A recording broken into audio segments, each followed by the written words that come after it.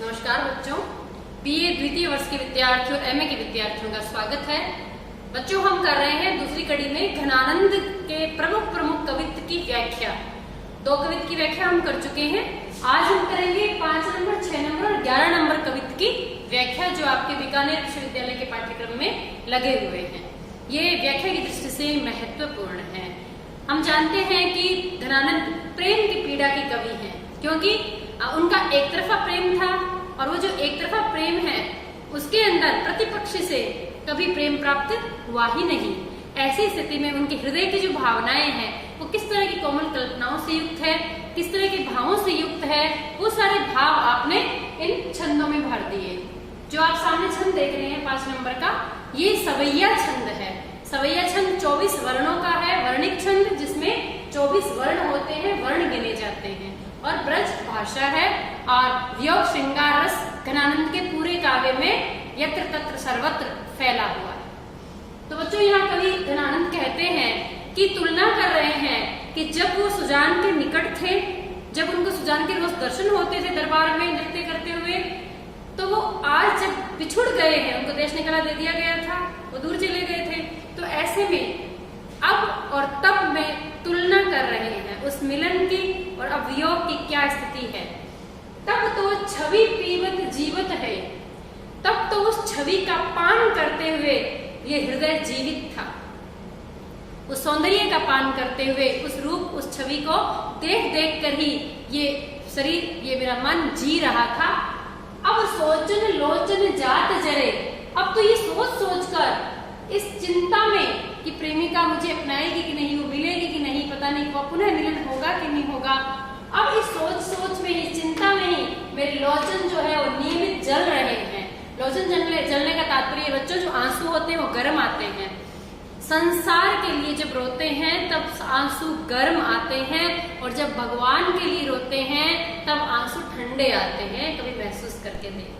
घनानंद ये कहते हैं कि अब सोच सोच कर मेरी आंखें निरंतर आंसू गिराती है, आंखें जलती रहती है, प्रियतम को न पाकर आंखों में ताप रहता है।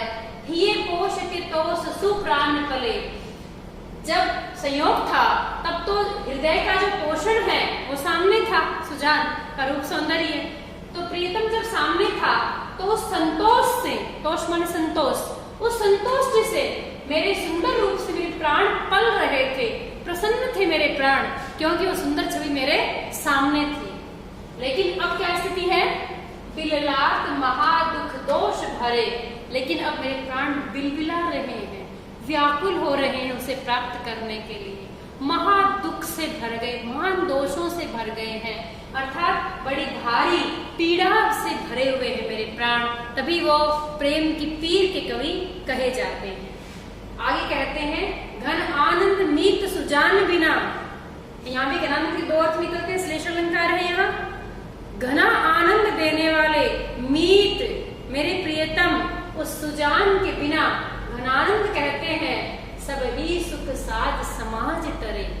बच्चों, जब मन सही नहीं होता तब सुहाने वाली वस्तुएं भी अच्छी नहीं लगती है। तो यहाँ वियोग में क्या स्थिति है कि जो सुख देने वाली स्थितियां हैं, सुख देने वाली जो वस्तुएं हैं वो भी सुहाती नहीं है, वो अच्छी नहीं लगती है।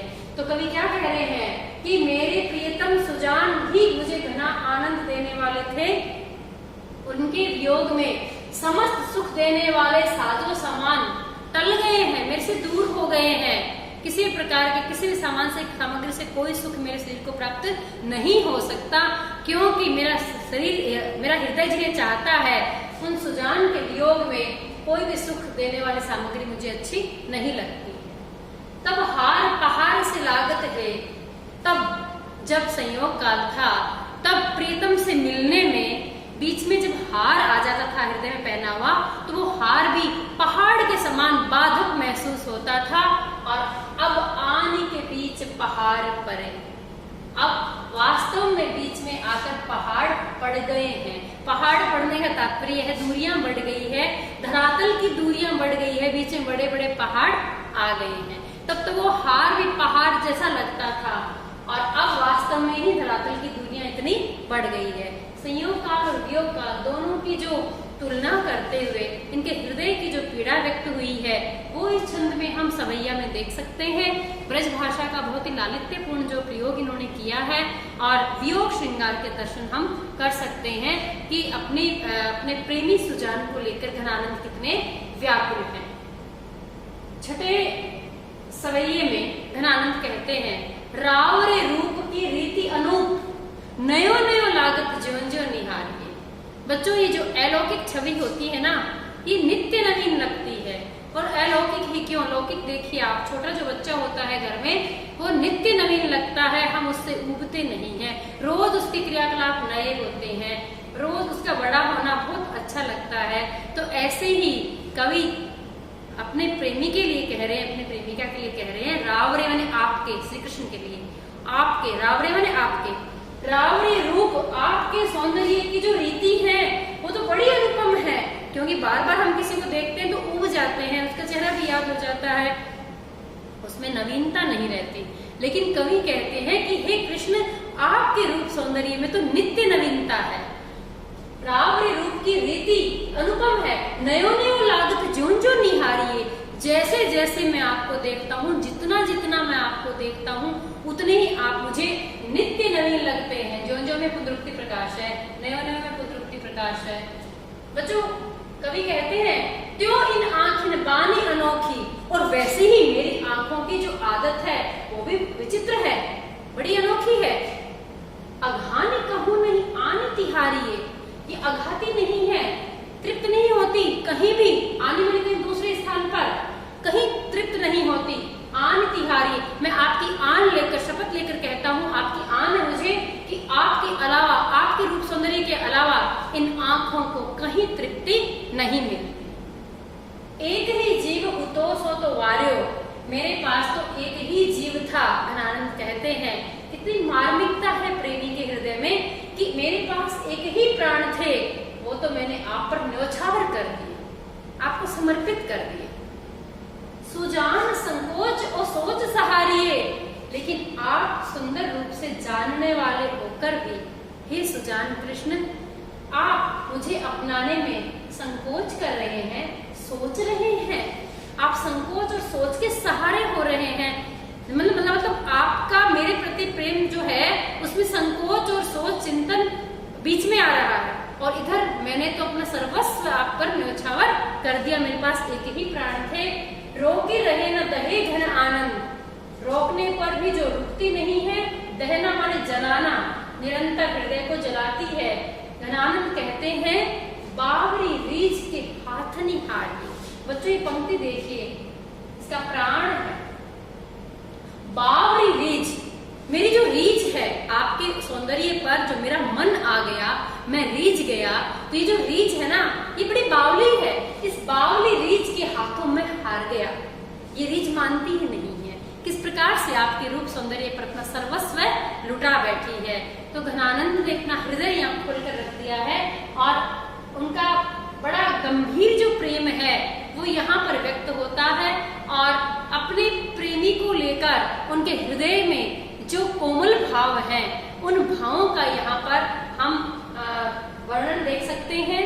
और इस सवैया छंद के अंदर वियोग श्रृंगार तो प्रमुख है ही, और इसके अंदर घनानंद के प्रेम की पीड़ा और प्रेम के अंदर गहराई को भी हम देखते हैं।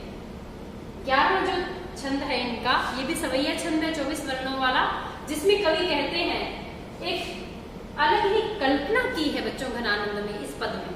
ये पद बहुत महत्वपूर्ण है। जैसे कि घनानंद का एक तरफा प्रेम था, तो घनानंद क्या चाहते हैं कि एक तरफा प्रेम संसार में और भी देखने को मिलता है। चकोर पक्षी चंद्रमा की तरफ निहारता रहता है, और जो मछली होती है वो पानी की आशा करती रहती है, गरीब व्यक्ति धन की इच्छा करता रहता है।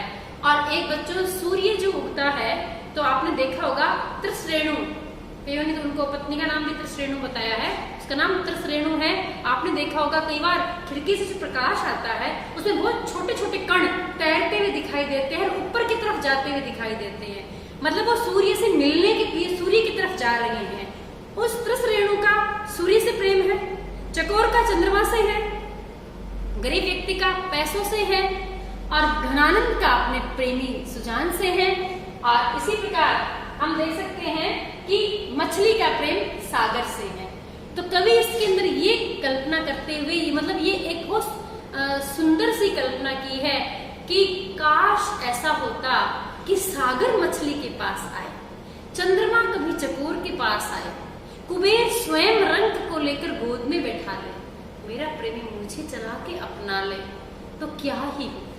ऐसी मधुर और कोमल बड़ी सुंदर कल्पना की है आशावादिता के साथ। कवि कहते हैं चंद चकोर की चाह करे, चंद्रमा भी कभी चकोर की चाह ना करे, चंद्रमा भी कभी चकोर को चाहे। और घनानंद कहते हैं कि कभी स्वाति नक्षत्र की बूंद, बच्चों पपीहा जो होता है वो केवल स्वाति नक्षत्र की बूंद को पीता है और वो निरंतर पीऊ पीऊ करता है, इंतजार करता है स्वाति नक्षत्र का। यहाँ कवि कहते हैं कि कभी स्वाति नक्षत्र की बूंद भी पपीहे की तरफ दौड़ कर आए, स्वाति की बूंद भी कभी पपीहे को चाहे। यो त्रिश्रेणु, इसी प्रकार जो त्रिश्रेणु है उसके ऐन बसे रवि, कभी उन छोटी छोटी बारीक कणों के पास स्वयं सूर्य आकर उनके पास बस जाए, कभी सूर्य भी उनको चाहे। मीन पे दीन वे सागर आवे, और मछली पे बिल्कुल दीन होकर आतुर होकर स्वयं सागर उसके पास आ जाए, मछली निहाल हो जाए, प्रेमी निहाल हो जाए। मोसो तुम्हें सुनी जान कृपा निधि, ठीक ऐसे ही आपका भी प्रेम हे सुजान कृपा की सागर, आपका नेह निभाए को यो छवि पावे। प्रेम का निर्वाह तो इसी छवि को प्राप्त हो तब जाकर वो प्रेम हो, अन्यथा तो एक तरफा ही रहता है।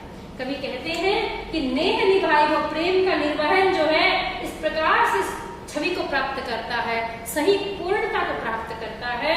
यो अपनी रुचि राच कुबेर सो, और इसी प्रकार अपनी रुचि से अपनी इच्छा से रचकर स्वयं कुबेर जो है धन का खजाने का मालिक, रंग ही ले निज अंक बसावे, गरीब व्यक्ति को स्वयं उसको लेकर गोद में बिठा ले, अर्थात उसको गोद ले ले तो सारे खजाने का मालिक हो गया।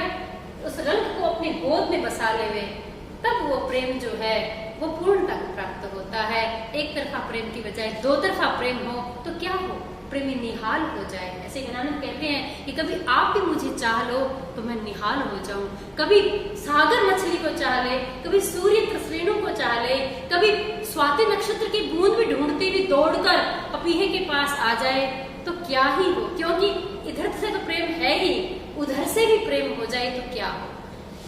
यहाँ कवि ने जो है वियोग श्रृंगार के अंदर संयोग की बड़ी सुखद कल्पना की है और प्रेम की पूर्णता में दो तरफा प्रेम को उन्होंने बहुत ही सुंदर प्रेम बताया है। और यहाँ घनानंद के हृदय की जो चाहना है वो विविध उदाहरणों के माध्यम से प्रेम को पूर्ण करने का भाव यहाँ पर नजर आता है। सवैया छंद है, प्रेम का भाव है, वियोग श्रृंगार रस है और ब्रज भाषा है। भाव, भाषा, छंद, अलंकार, ये चार बिंदु आपको व्याख्या में करने होते हैं। आज इतना ही, धन्यवाद।